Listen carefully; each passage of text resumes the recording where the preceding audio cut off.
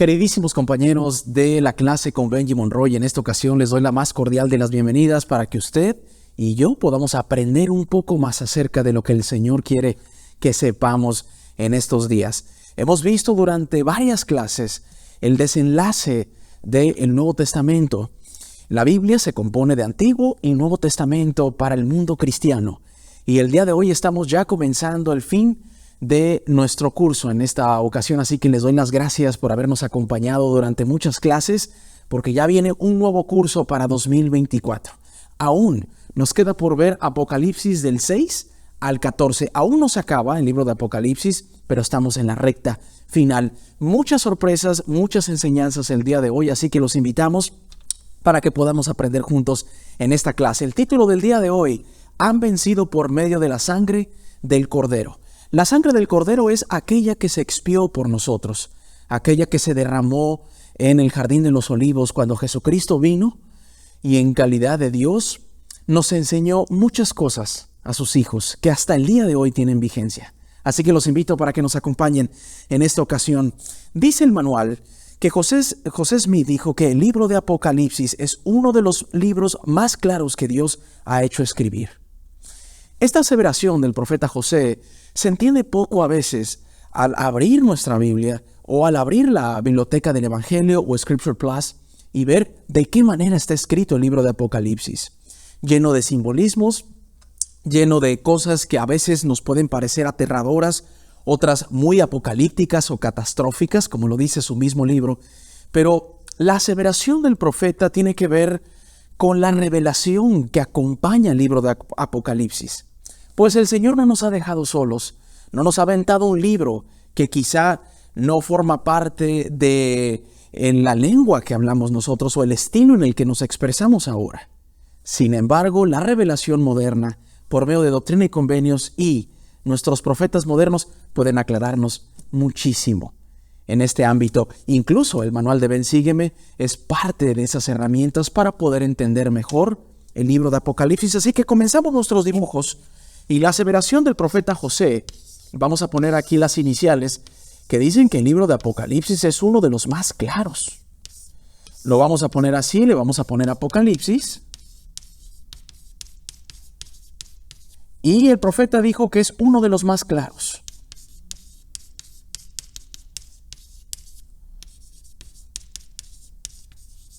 Dijimos en nuestra clase pasada, amigos y amigas, que este libro está lleno de simbolismos. Sin embargo, el manual se detiene poco a revisar los simbolismos y nos enfocamos un poco más en la doctrina de Cristo que en todos esos capítulos se encuentra. Mucha gente cataloga o etiqueta al libro de Apocalipsis como un libro muy complicado de entender, que se trata de cosas del periodo final, de la guerra de Gog y Magog, del Armagedón, del juicio final, de la venida de Cristo. Y sí, habla de eso, pero hay puntos doctrinales que el día de hoy vamos a rescatar, al igual que en la clase pasada, hoy también lo vamos a hacer. Amigos, quisiera dar un bosquejo de qué es lo que vamos a ver del capítulo 6 al 14. Como dije anteriormente, vamos a enfocarnos en la doctrina de Cristo, pero un contexto histórico podría ser de gran ayuda para la gente que nos acompaña el día de hoy aquí en la clase con Benji Monroy. En los capítulos del 6 al 9 y el 11, Juan, el hijo de Zebedeo, habla de haber visto un libro sellado con 7 sellos, cada uno de los cuales representaban 1000 años de la historia temporal de esta tierra. Estos capítulos tienen que ver principalmente con los acontecimientos encerrados en el 7º sello. De modo que vamos a seguir nuestros dibujos aquí. Y dice que del 6 al 9, en cuanto a capítulos, amigos y amigas, y también el 11, habla de los acontecimientos dichos en un libro sellado, principalmente acontecimientos encerrados en el 7º sello. Así que habla acerca del libro sellado,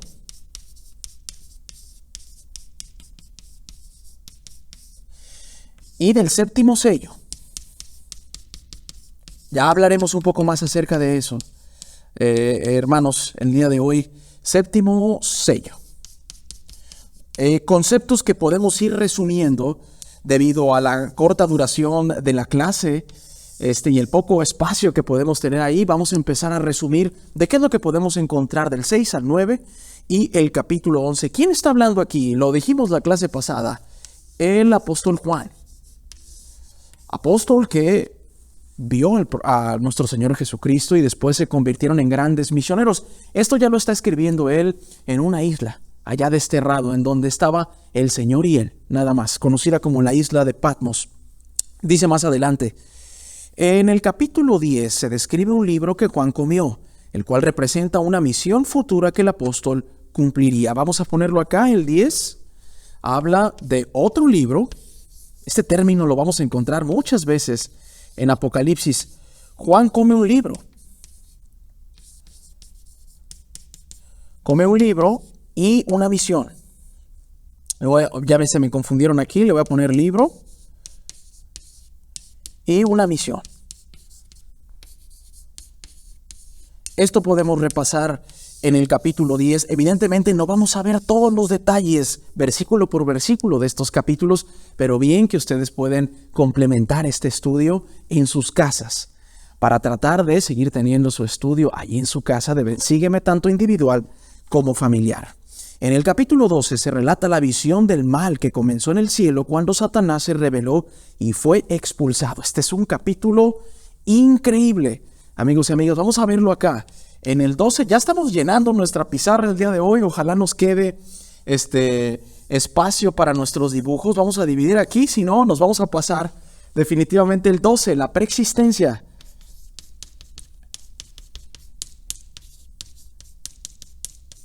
Y la guerra en los cielos. Este es un término, amigos, que estamos muy familiarizados las personas santos de los últimos días, sobre todo aquellos que han dado clases, seminario, instituto, los que han ido a la misión, o usted ha decidido por sí mismo estudiar la vida antes de venir al mundo.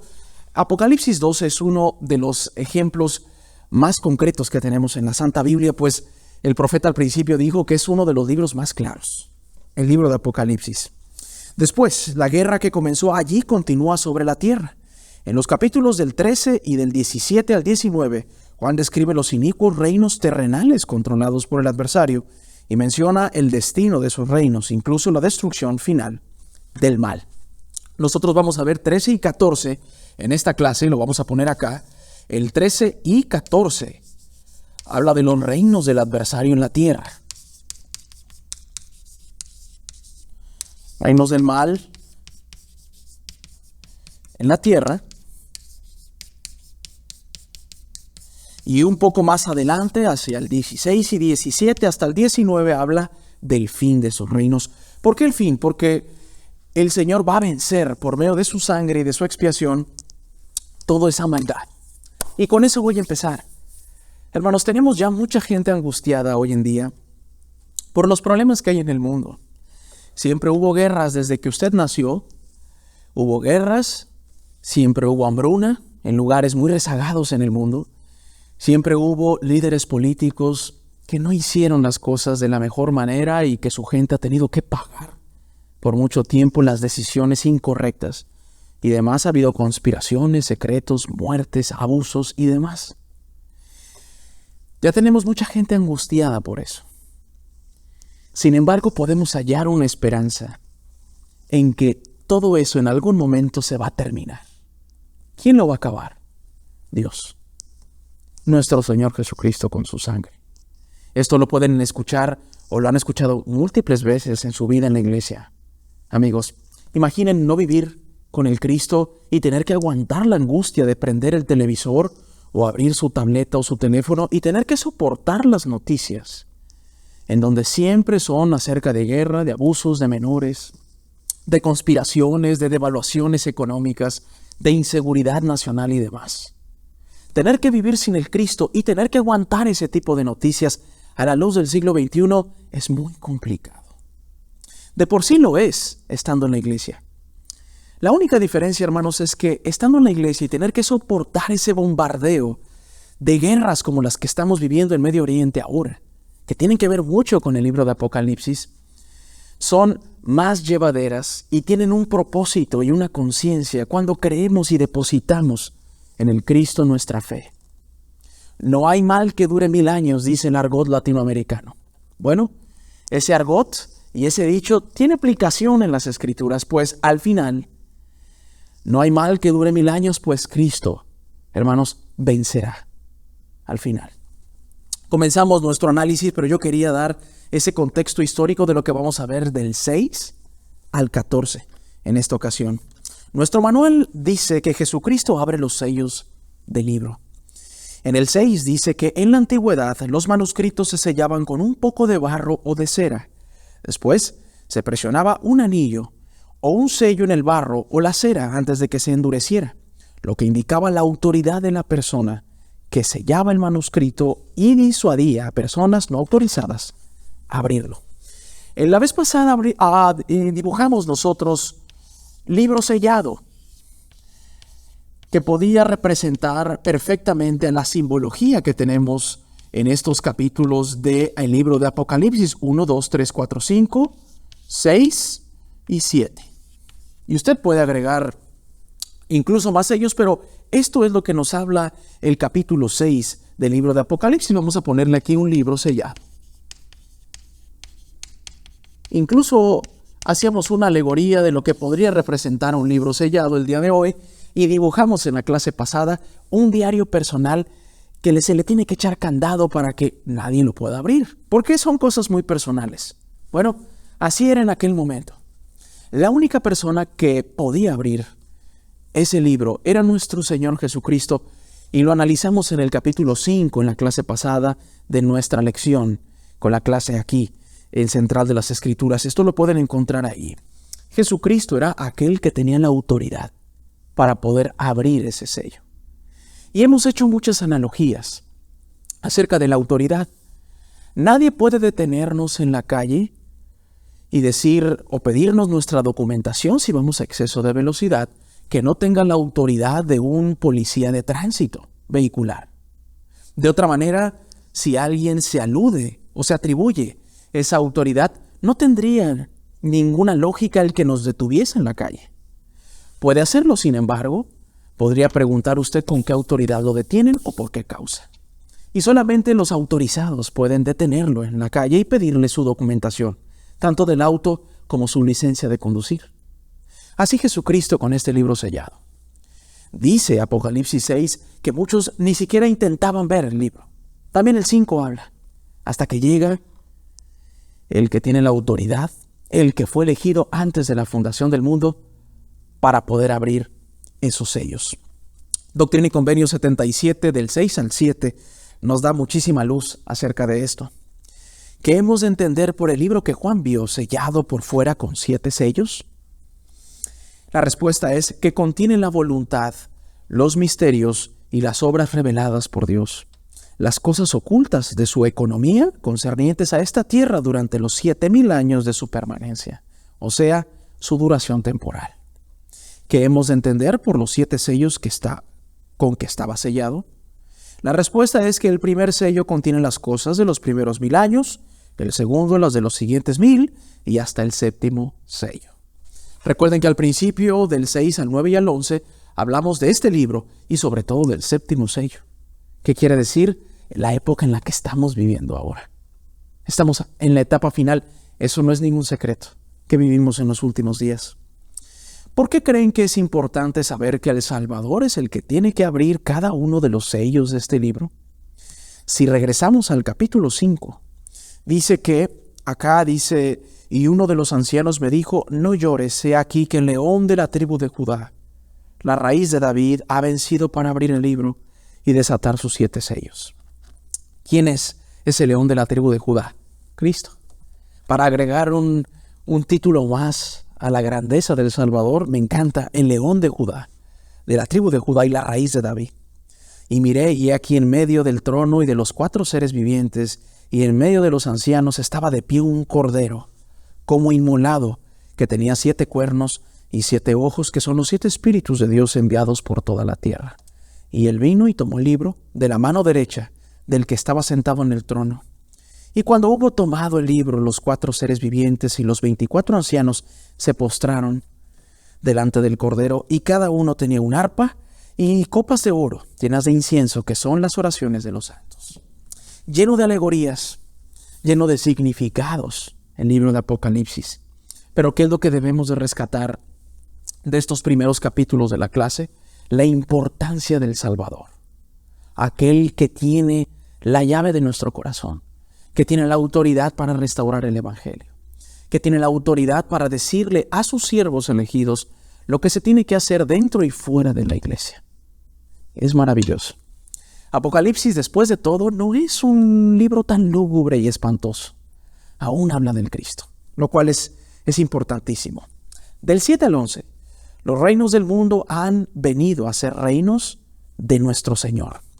Brinquemos un poco hacia el 11, que dice así: y el séptimo ángel tocó la trompeta, y hubo grandes voces en el cielo que decían: los reinos del mundo han venido a ser reinos de nuestro Señor y de su Cristo, y Él reinará para siempre jamás.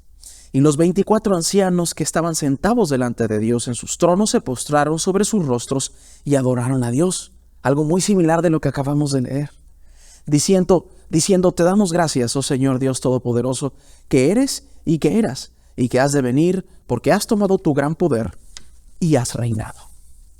Nuestro Salvador Jesucristo, hermanos, es de quien hemos hablado en este curso, en las clases aquí en Central de las Escrituras, y quienes al final de cuentas, aún después de la crisis que haya hacia el final de nuestros tiempos, recibirán la gloria. Es nuestro Señor Jesucristo el que fue elegido y el que seguirá siendo el protagonista de esta historia llamada vida. En su tiempo no lo aceptaron, pues el pueblo judío esperaba otro tipo de rey. Esperaba no al hijo del carpintero, el hijo de José.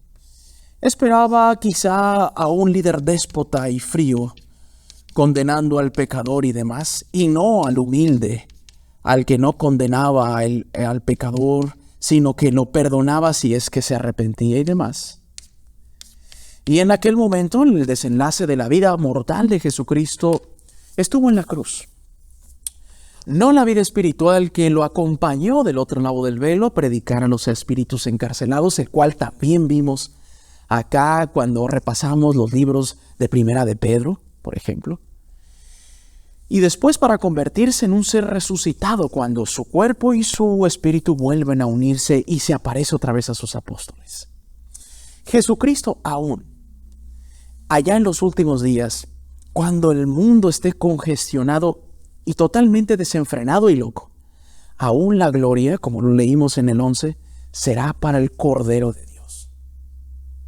Es así que si hoy hay alguien que tiene dudas de que el que está allá arriba es todopoderoso y que mejor deberíamos de empezar a adorar a profetas buenos como a Moisés o como a la mamá de Jesús, la Virgen María, o algún otro profeta o incluso al profeta José Smith, la respuesta una vez más la encontramos en Apocalipsis. No importa que el profeta José Smith haya restaurado el Evangelio, él tendrá su paga por eso. No importa que Moisés haya recibido los primeros estatutos para llevar el reino de Dios sobre la tierra, él tendrá su recompensa por eso. No importa que la madre de Jesucristo haya sido una mujer sumamente bella y especial para recibir y albergar en su vientre al unigénito de Dios. Ella, hermanos, tendrá su recompensa. Pero la gloria, el galardón y el reino le pertenece a aquel Cordero que desató los 7 sellos. ¿Quién es? El Cristo. Por eso su iglesia lleva su nombre. Por eso el profeta ha recalcado que cuando nos refiramos nosotros a nuestro evangelio y a nuestra iglesia, dejemos los términos de la Iglesia Sud o los mormones.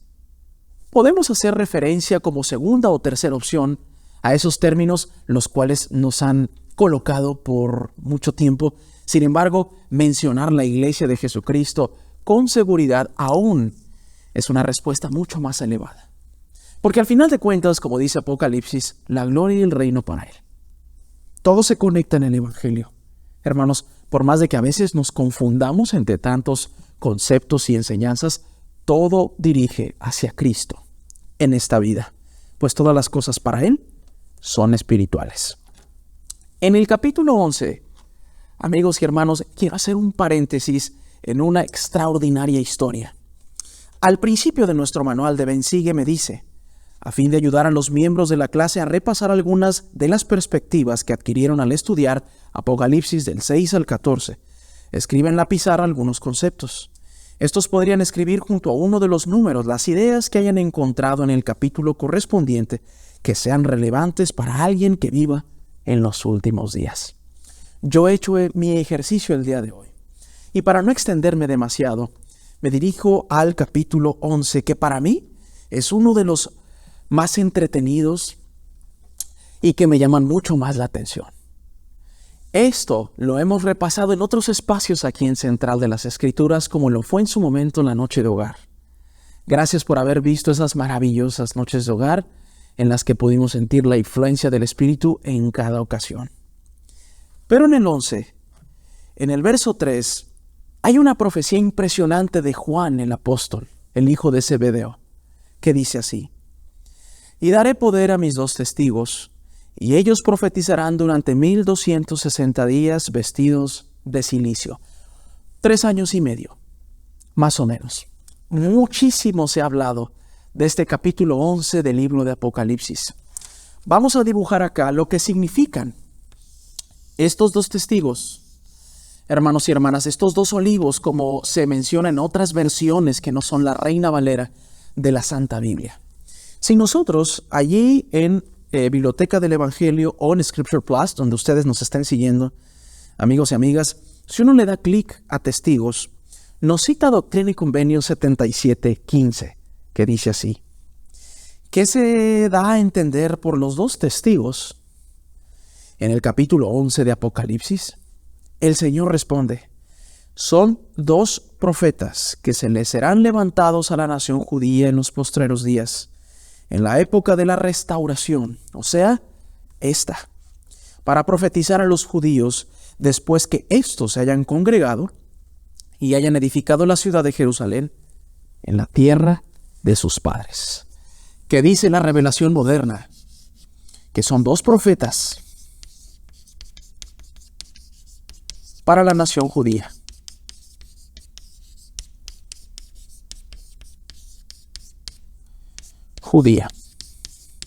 Los nombres no lo sabemos.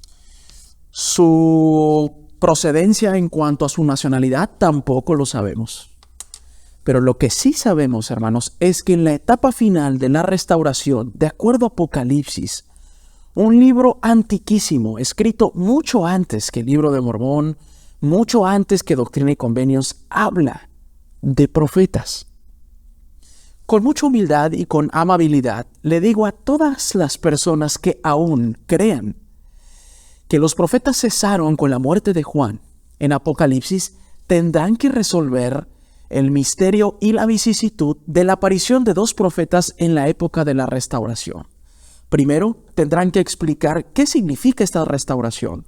Y 2, tendrán que justificar la presencia de 2 profetas en los últimos días. Cuando nosotros en la iglesia aceptamos la revelación continua que sucede hasta hoy, que ha sucedido siempre, incluso antes de esta vida, y seguirá sucediendo hasta que Cristo venga, y aún más allá, en su reinado milenario y después en el reinado eterno, es mucho más fácil entender el papel de estos profetas.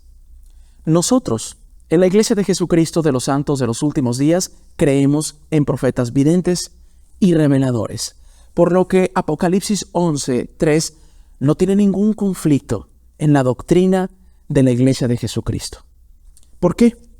Porque estos son los 2 olivos y los 2 candeleros que están delante de Dios en la tierra. Y si alguno quiere dañarlos, sale fuego de la boca de ellos y devora a sus enemigos. Y si alguno quiere hacerles daño, debe morir de la misma manera. O sea, en un lenguaje más digerible hoy en el siglo XXI, tienen la autoridad de Dios. La próxima vez que usted dude de los profetas actuales, piensa en Apocalipsis 11:3. ¿Cómo poder cumplir una profecía si estoy perdiendo la fe en los profetas? Hermanos, los profetas, como dice Amós 3:7, siempre estarán presentes, porque no hará nada el Señor sin que revele sus secretos a sus siervos los profetas. No entra en contradicción ni Amós ni en Apocalipsis con lo que creemos hoy en día. Los profetas han continuado aún mucho más allá de Juan en la isla de Patmos. Los tenemos hoy. Si usted aún tiene preguntas acerca de este profeta, pregúnteselo a Dios directamente y Él va a responder. Estos tienen poder para cerrar el cielo a fin de que no llueva en los días de su profecía, y tienen poder sobre las aguas para convertirlas en sangre y para herir la tierra con toda plaga cuantas veces quieran. Hermanos, los que hemos repasado este capítulo saben que este acontecimiento ha de suceder antes de que el ángel toque la trompeta. Aquel séptimo ángel que dará pie a muchos acontecimientos muy cercanos a la venida de nuestro Salvador Jesucristo.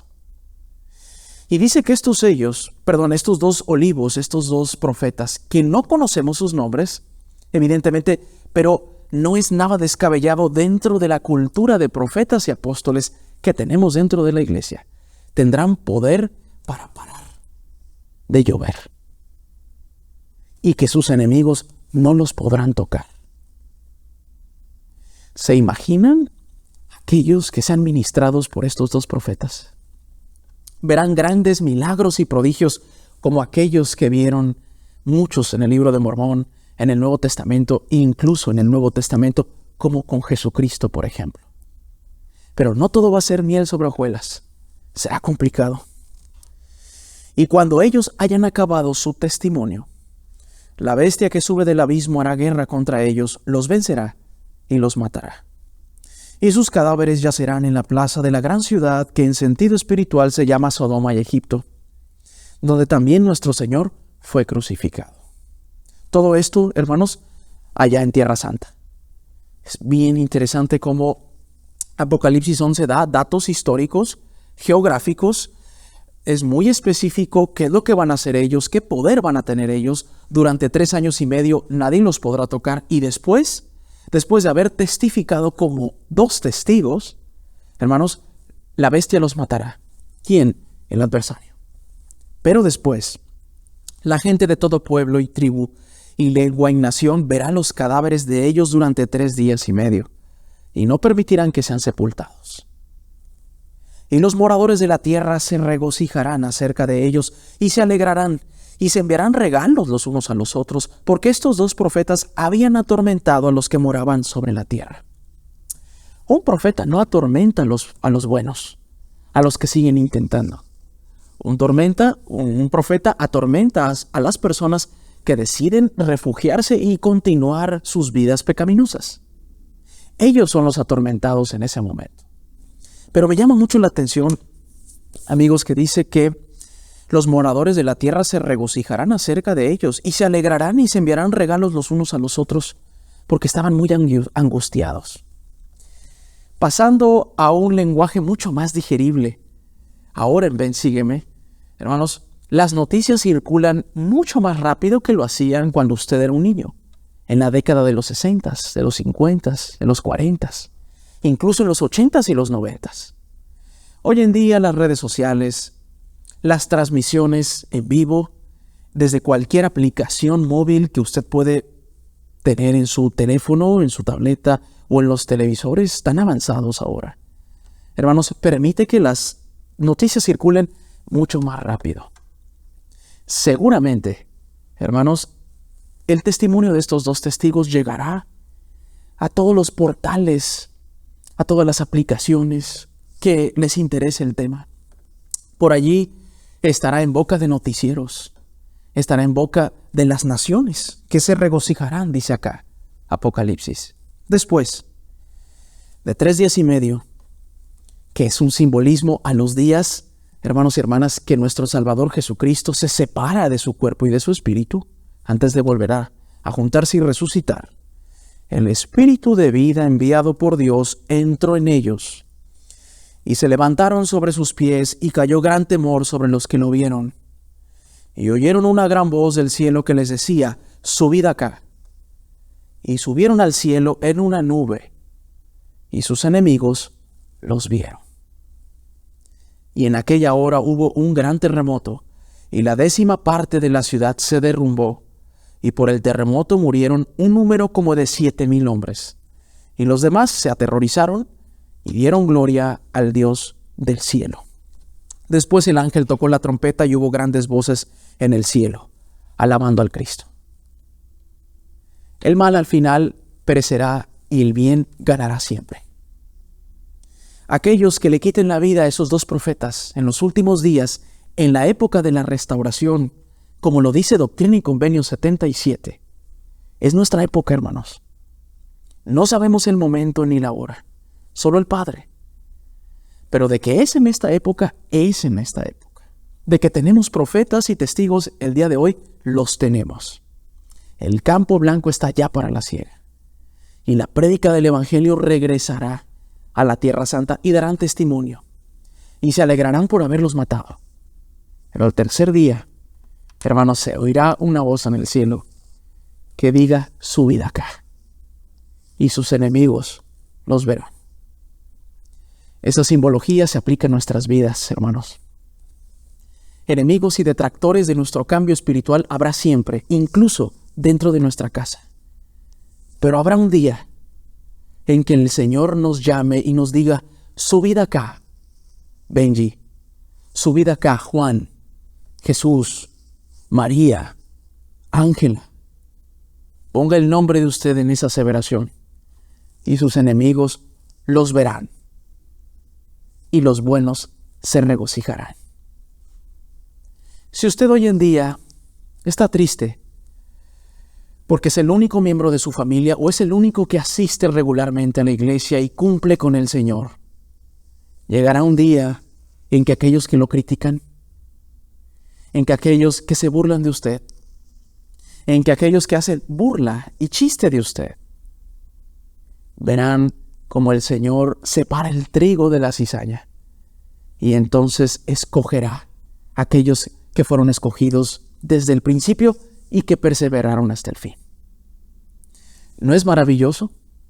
Como una profecía que para muchos puede ser sorprendente y muy intrigante, en estos los últimos días se puede relacionar hoy en día. ¡Qué maravilla el poder tener el curso de Ven, Sígueme y manuales que nos facilitan toda la doctrina de Cristo y nos las digieren!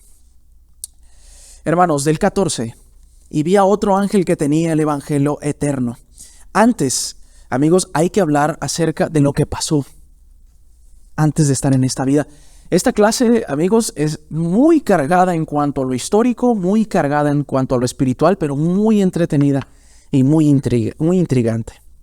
Dice del 12 al 14 que nosotros vencemos a Satanás por medio de la sangre del Cordero y de la palabra de nuestro testimonio. Aprender sobre la guerra en los cielos nos ayuda a comprender mejor la vida en la tierra. Los miembros de la clase podrían leer la traducción del profeta José de Apocalipsis del 12, el verso 7 al 11. Hagámoslo, hermanos, y acompáñenme en esta ocasión. Y el dragón, o sea, Lucifer, no prevaleció contra Miguel, o sea, el arcángel, o sea, Adán, ni contra el Hijo ni contra la mujer, que era la iglesia de Dios, la que había sido aliviada de sus dolores y dado a luz el reino de nuestro Dios y su Cristo. Ni fue hallado más lugar en el cielo para el gran dragón, que fue lanzado afuera. La serpiente antigua que se llamaba Diablo y que también se llama hoy en día Satanás, quien engaña a todo el mundo, fue arrojado a la tierra y sus ángeles fueron arrojados con él. Para todos aquellos que no hay un diablo, tendrán que justificar la presencia del diablo, la serpiente y el dragón en Apocalipsis y dar una explicación. Y oí una gran voz en el cielo que decía: ahora han venido la salvación y el poder y el reino de nuestro Dios y la autoridad de su Cristo. Porque el acusador de nuestros hermanos ha sido arrojado, el que los acusaba delante de nuestro Dios día y noche. ¿Dónde? antes de nacer, allá en la presencia del Padre. Porque ellos le han vencido por medio de la sangre del Cordero y de la palabra de su testimonio, y no amaron sus propias vidas, y conservaron el testimonio aún hasta sufrir la muerte. Por lo cual, alegraos, cielos, y los que moráis en ellos. Apocalipsis, en estos capítulos, más la traducción del profeta José, estamos leyendo en el 12, ya casi llegamos a la parte final. Hermanos, nos indica que la vida no fue creada al llegar a la tierra. No nacimos por generación espontánea. No nacimos de la nada ni con un sin propósito y demás. Hermanos, nosotros nacimos con un propósito y vivíamos con el Padre en la vida premortal. No vamos a hablar del plan de salvación hasta que se nos sea requerido en nuestro manual, hermanos, pero acá fue expulsado el dragón o la serpiente, aquel dragón que se le conoce como Diablo y Satanás. Lo ponemos acá. Y que arrastró a tres partes, a una tercera parte, de las estrellas del cielo. O sea, de sus hijos. ¿Cómo saber que no fuimos arrastrados por él? Porque simplemente hoy tenemos un cuerpo y usted puede ver la clase junto conmigo acá, en Central de las Escrituras. Aquellos que fueron expulsados en la vida premortal, lo que narra Apocalipsis, que fueron expulsados por el poder del Señor y por Miguel, aquel valiente arcángel que después encontramos en el Génesis como Adán, el primer hombre en la tierra. Amigos y amigas, nos permite entender que aquellos no probaron de un cuerpo, que fueron expulsados mucho antes de que el Señor les dijera: Benji, vas a la tierra a probar qué tan fiel puedes ser a lo que aprendiste antes. En la vida premortal, sin entrar mucho en detalle, conocíamos al Cristo y le juramos al Señor fidelidad. Aquellos que no decidieron seguir a Lucifer fueron arrojados. ¿Dónde lo encontramos? En la traducción del profeta José o en Apocalipsis 12 del 7 al 11. ¿Qué aprendemos que nos ayuda a vencer al adversario? Si nosotros pudimos vencer la tentación de Lucifer antes de venir a la tierra, hermanos, también podemos vencerlo aquí. Él hace creer que es imposible. Él le dice a usted que usted va a morir con ese carácter detestable para toda su vida y que usted no va a cambiar. Él hace creer que porque quizá usted nació sin un brazo o fueron amputados sus piernas tras un accidente trágico en la tierra, Él le hace creer que quizá usted ya no vale nada y que usted es inservible incluso en la iglesia. Pero eso no es cierto. Nuestro Señor Jesucristo, amigos y amigas, es todo lo contrario y hace todo lo contrario con sus hijos. Aún que no tengamos todas nuestras extremidades y aun que no tengamos el mejor carácter ni la mejor disposición, o tengamos alguna adicción la cual hayamos arrastrado por mucho tiempo, aún podemos vencer al adversario y su desánimo y su depresión. Y el que nos diga que no podemos, se puede vencer. ¿Por qué? Porque ya pasó una vez. Y si ya pasó una vez, podemos volverlo a repetir. Aquellos amantes del deporte dirán: imposible que mi equipo derrote al otro. Y los analistas dicen: pero ya pasó una vez y le pudimos ganar a ese gran equipo. Véalo así. Véalo de esa manera y lo podrá entender mucho más rápido. Más adelante dice: vi otro ángel que tenía el evangelio eterno. En el verso 6 del capítulo 14 dice: y vi otro ángel volar por en medio del cielo, que tenía el evangelio eterno para predicarlo a los que moran en la tierra, y a toda nación, y tribu, y lengua, y pueblo. Este concepto de otro ángel con otro libro predicado por el mundo tampoco es un concepto ajeno a la restauración de la iglesia. Si no, vaya y sumérjase a los libros de santos, o vuelva a repasar Doctrina y Convenios y verá que cobra mucho sentido lo que dice el capítulo 14 de Apocalipsis. Que se nos enseña en Doctrina y Convenios 133 del 36 al 40 sobre Apocalipsis 14 del 6 al 7. vayamos y veamos qué es lo que nos dice la revelación moderna.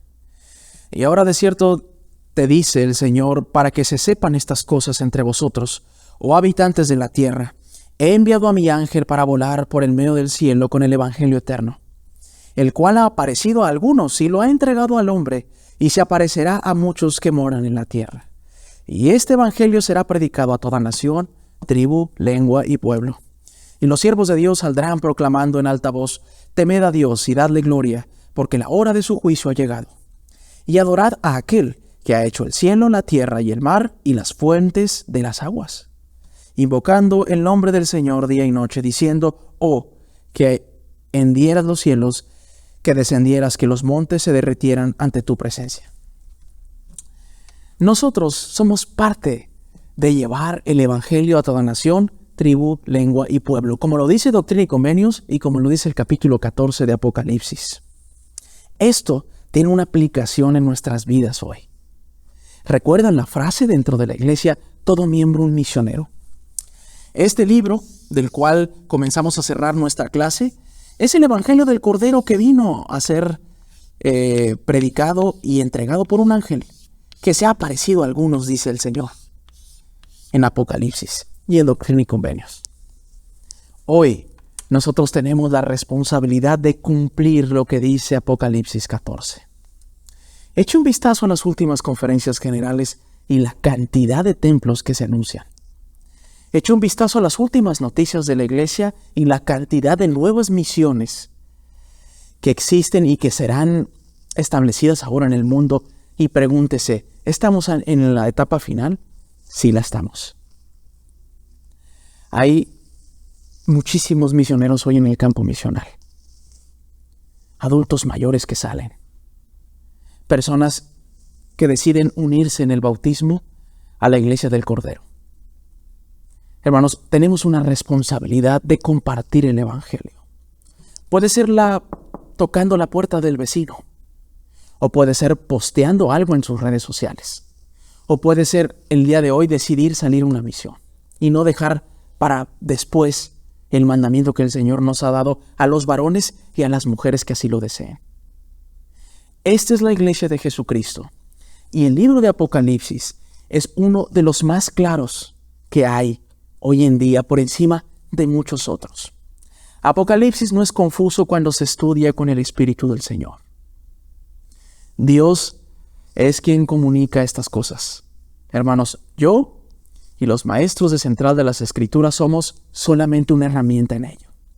Tengo un testimonio ahora del libro de Apocalipsis. No es más para mí un libro aburrido y raro. Es un libro que me habla de su claridad, de la autoridad del Señor, de lo que va a pasar con estos testigos y del reinado para siempre de nuestro Señor Jesucristo. No hay mal que vaya a vencer, porque aún le quiten la vida a estos profetas, al tercer día Dios los resucitará. Sé de dónde vengo, porque supe que no seguí el plan del adversario. A pesar de que me equivoco todos los días aquí en la tierra y que me tengo que arrepentir todos los días, tengo un testimonio de que puedo estar del lado de los buenos, que son del equipo del Señor, de los buenos miembros, que no son perfectos, pero que siguen intentando. Esta clase es con mucho amor. No es la mejor explicación de Apocalipsis que usted pueda encontrar en redes sociales, pero se las comparto con mucha humildad, en el nombre de Jesucristo. Amén.